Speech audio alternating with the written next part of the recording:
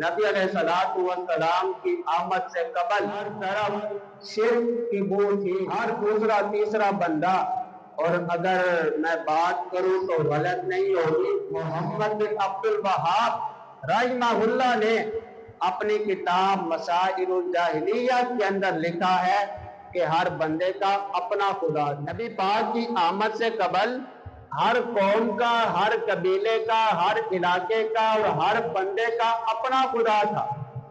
اپنے الہ کو، اپنے جیب میں رکھے ہوئے خدا کو ہینڈ میڈ اپنے ہاتھ سے بنا کر کے میرے محترم بھائیوں اس کی پوجا کی جاتی تھی، اس کو حاجت روا مانا جاتا تھا، اس کو مشکل کشا تصور کیا جاتا تھا۔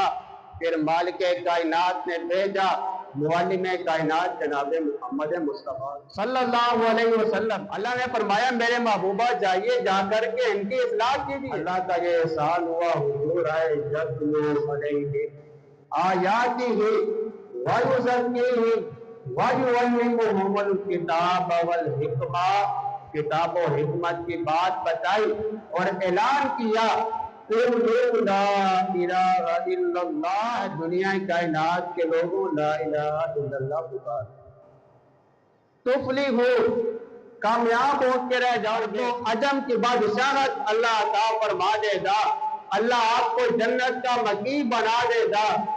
اس لیے اگر آپ دل کو چھوڑ دو، یہ ہے میرے محترم بھائیوں نبی علیہ السلام کو بھیجنے کا مقصد کہ قوم کو آزاد کروایا ہے۔ آزادی کا نام لینا، آزادی کی بات کرنا، آزادی کا جشن منانا میرے محترم بھائیوں بڑا آسان ہے، لیکن اس کے تقاضوں کو پورا کرنا بڑا مشکل۔ نبی پاک اسی وجہ سے آئے تھے کہ لوگوں کو آزاد کروایا، لوگوں کو جو شرک کی راہوں پر چل رہے ہیں ان سے ہٹایا جائے، دوسروں کی عبادت سے، دوسروں کو پوجنے سے آزاد کروا کر کے مالک کائنات کے در پہ لایا جائے۔